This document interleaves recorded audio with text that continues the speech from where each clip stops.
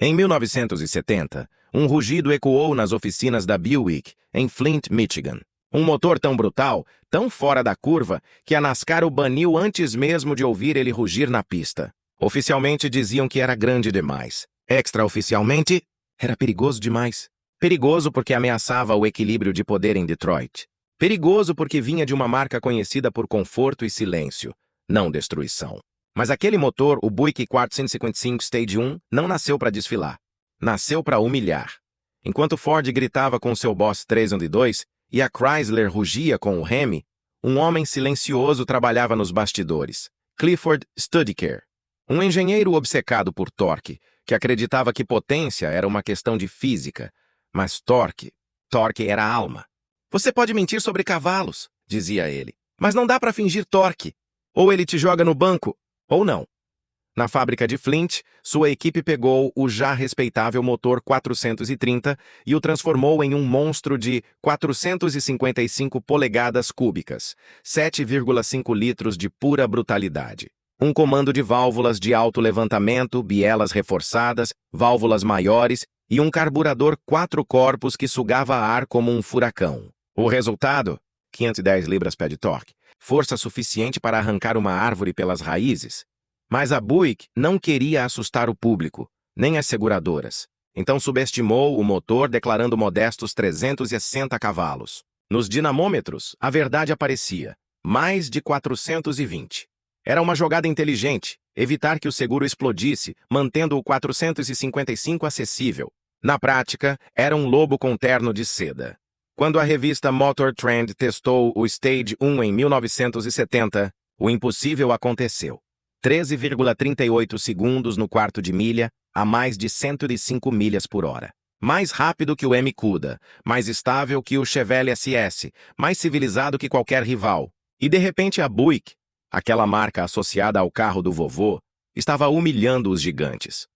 Nos bastidores, os engenheiros da Ford chamaram o 455 de motor de trator com desejo de morte. Mas quem pilotava sabia, era um trator que voava. Buick havia encontrado a mistura perfeita entre brutalidade e finesse. E enquanto as outras divisões da GM corriam atrás de fama, Studeker e seu time estavam prestes a desencadear uma revolução.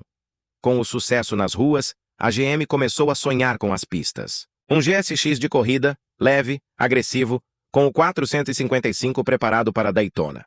O projeto estava em andamento. O piloto seria Wild Bill Flynn, lenda das pistas de terra. Mas de repente tudo parou. NASCAR negou a inscrição.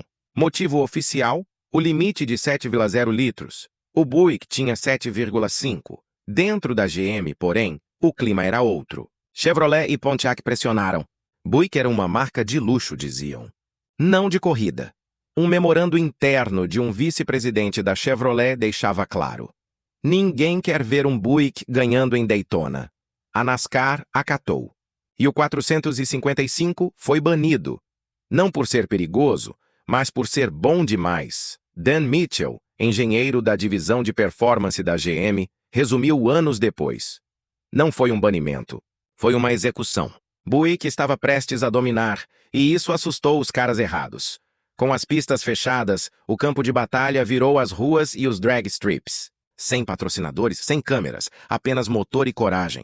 Enquanto Ford, Dodge e Chevy colecionavam troféus, os donos de Buick colecionavam vitórias anônimas. De semáforo em semáforo, de pista improvisada em pista improvisada, o 455 Stage 1 se tornava lenda. O Stage 1 não precisava gritar. Não tinha faixas coloridas, spoilers enormes ou nomes agressivos. Tinha apenas torque, e isso bastava. Enquanto os rivais giravam alto, o Buick arrancava em silêncio e vencia. Era a fera mais refinada que já pisou num asfalto americano. Nas ruas começaram a chamá-lo de Torque King. Nos bastidores, Clifford Studeker observava tudo com satisfação. Ele não queria só potência, queria respeito. Estava criando algo que poderia destruir a concorrência e ainda assim levar a família para jantar. Documentos internos da GM mostram que o 455 resistia a testes que quebravam outros motores. Era suave, confiável e mortal. Studeker dizia, se não quebrar, não aprendemos nada. E o 455 raramente quebrava. Mesmo sem a glória das pistas, o Buick começou a conquistar outro tipo de fama. No NHRA Winter Nationals de 1972, o piloto independente Dave Bortman levou um Stage 1 à vitória na categoria Superstock, derrotando equipes de fábrica da Ford. O público ficou chocado. A Buick, uma marca que mal era vista nos boxes, estava derrubando gigantes. Mecânicos como Joe Lunati, que preparavam motores para Don Garlits, juravam pela durabilidade do 455. Você podia correr o dia inteiro e depois dirigir até em casa. Tenta fazer isso com um Hemi. Ele vai estar em pedaços. Mas o destino não seria gentil com o 455. A era dos muscle cars estava morrendo. Em 1973, a crise do petróleo, os seguros caros e as novas leis de emissões começaram a espremer Detroit. Dentro da Buick, a diretoria decidiu encerrar o programa de performance. Mesmo com os engenheiros implorando por mais uma chance, a decisão foi tomada. O golpe final veio com o cancelamento do projeto Stage 2.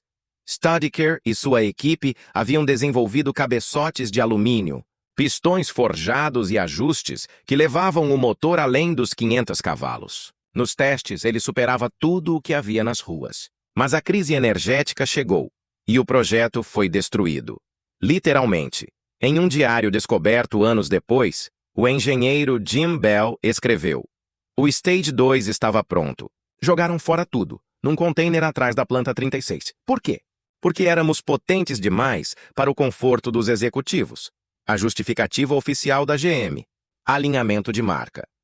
Tradução: os concessionários de luxo não queriam atrair mecânicos e corredores. Em 1974, o último Stage 1 deixou a linha de montagem. O rugido se calou. A Buick voltou a ser a marca das estradas calmas e dos cromados elegantes. Mas algo mudou. O 455 havia deixado uma cicatriz no orgulho de Detroit. Mesmo décadas depois, histórias continuavam a surgir. Um mecânico em Ohio afirmou ter encontrado um Stage 2 original num celeiro em 1991. Não era só rápido, disse. Era bravo. Jim Bell confirmou mais tarde. Tínhamos os números, tínhamos o carro, só faltou coragem dos engravatados. O 455 podia ter sido um mata-mundos. Hoje, o Buick 455 Stage 1 é um fantasma que ainda assombra os corredores da história automotiva.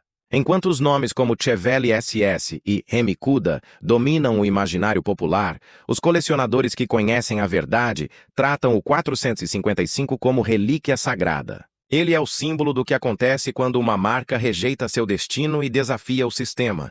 Não era apenas um carro rápido, era um ato de rebeldia. E mesmo que nunca tenha cruzado a linha de chegada em Daytona, o 455 corre até hoje, no imaginário dos que sabem o que é potência de verdade. Mas havia algo mais, algo que os engenheiros nunca contaram. Nos arquivos da Buick, perdidos em memorandos amarelados e anotações de bancada, existe o rascunho de um motor ainda mais insano que o Stage 2, um projeto experimental com o codinome interno Thunderbird Killer. Um motor que, segundo dizem, poderia ter encerrado a guerra dos muscle cars com uma vitória definitiva. E é aí que começa a parte da história que quase ninguém conhece. Nos corredores esquecidos da fábrica de Flint, Michigan, entre máquinas empoeiradas e prateleiras de peças descontinuadas, surgiram rumores de um projeto que nunca deveria ter existido. Chamavam-no de Stage 3, embora oficialmente ele jamais tenha sido registrado. Dizem que nasceu nos fins de semana, quando os engenheiros da Buick ficavam após o expediente, usando ferramentas emprestadas e peças extraviadas. Era uma era de silêncio e medo. O embargo do petróleo devastava Detroit. A ordem vinda de cima era clara: eficiência, não potência. Mas alguns homens simplesmente não sabiam obedecer. Clifford Studeker, Jim Bell e mais 3 engenheiros da divisão de performance começaram a trabalhar em segredo. Sem orçamento, sem aprovação, apenas com convicção. O protótipo do Stage 3 seria a culminação do sonho iniciado com o 455. Bloco em alumínio, cabeçotes redesenhados com fluxo invertido, taxa de compressão de 12,1 e um carburador triplo experimental Rochester. Testes internos, nunca confirmados, indicavam mais de 620 cavalos e 650 libras-pé de torque. Um monstro capaz de humilhar o Hemi, o LS6 e até o novo 454 da Chevrolet. Mas o problema não era técnico, era político. O sucesso do Stage 3 significaria admitir que a Buick, a marca de luxo, havia superado todas as divisões esportivas da GM. Isso não podia acontecer. Em uma noite de 1975, o projeto foi encerrado oficialmente. Não por falha, mas por medo. Studker recebeu um memorando. Agradecemos sua dedicação. A direção decidiu redirecionar recursos para tecnologias mais apropriadas ao posicionamento da marca. O Stage 3 foi desmontado peça por peça. As anotações desapareceram, mas um jogo de cabeçotes experimentais sobreviveu. E décadas depois, reapareceu. Em 1988, um colecionador chamado Robert Bob Sloan, ex-funcionário da Buick, revelou ter guardado em sua garagem 2 caixas marcadas com o código interno B4XR. Dentro estavam as peças originais do que parecia ser o motor perdido. Ele tentou vendê-las em um leilão de Detroit, mas antes que o evento começasse, agentes jurídicos da GM apareceram e confiscaram tudo. Nenhuma explicação foi dada. O leilão foi cancelado.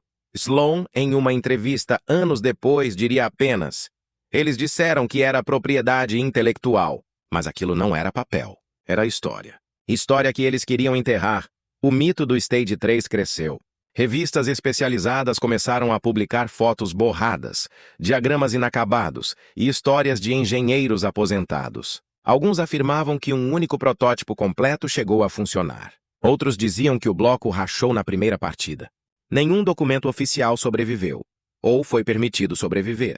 Mas em 2003, um documento interno da GM, revelado após uma auditoria, mencionava algo curioso. Projeto cancelado. Buick GSX experimental. Motor série 455R. Desempenho excede diretrizes internas. Não autorizado para homologação. Era a primeira evidência real de que o Stage 3, ou algo muito próximo, realmente existiu. O legado, porém, não se apagou. Nos anos 80 e 90, quando os muscle cars voltaram à moda, a Buick ressurgiu das cinzas com o Grand National GNX, um coupé preto e sinistro que dominou as ruas com um V6 turbo. Para muitos, foi o renascimento espiritual do 455. E não por coincidência, Jim Bell, o mesmo engenheiro que trabalhou no Stage 2, foi consultor no projeto GNX. Quando perguntado sobre o 455 em uma entrevista de 1992, Bell sorriu e disse: "O GNX é o filho do 455. Só trocamos o berro do V8 pelo assobio do turbo, mas a alma é a mesma. Torque primeiro, fama depois." Décadas depois, os colecionadores começaram a redescobrir o valor do 455 original. Um GSX Stage 1, restaurado em cores Apollo White ou Saturn Yellow, passou a alcançar valores acima de $500 mil em leilões. Não era só o carro. Era o símbolo de uma época em que a Buick ousou desafiar o impossível. E então, em 2017, algo inesperado aconteceu. Um canal independente no YouTube, Iron Resurrection Garage, mostrou um motor reconstruído com base em especificações recuperadas de anotações antigas. O preparador jurava que era o Stage 3. No vídeo, o motor rugiu com 640 cavalos no dinamômetro. Nos comentários, um usuário anônimo escreveu: "Bonito, mas o verdadeiro Stage 3 nunca deixou Flint. Ninguém soube quem era." Mas a conta foi rastreada até um endereço ligado a um ex-funcionário da GM que trabalhou na planta 36 até 1976. Coincidência? Ou confissão? Hoje, mais de 50 anos depois, o rugido do 455 ainda ecoa. Não nas pistas, nem nas fábricas, mas nas memórias de quem viveu o auge da potência sem culpa.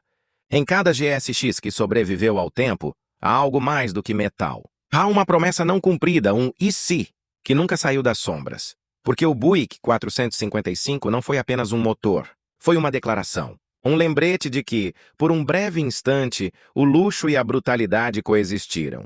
E o impossível esteve a um parafuso de distância da história. E talvez, em algum galpão esquecido de Michigan, sob uma lona coberta de poeira, o coração do Stage 3 ainda esteja esperando a hora de rugir outra vez.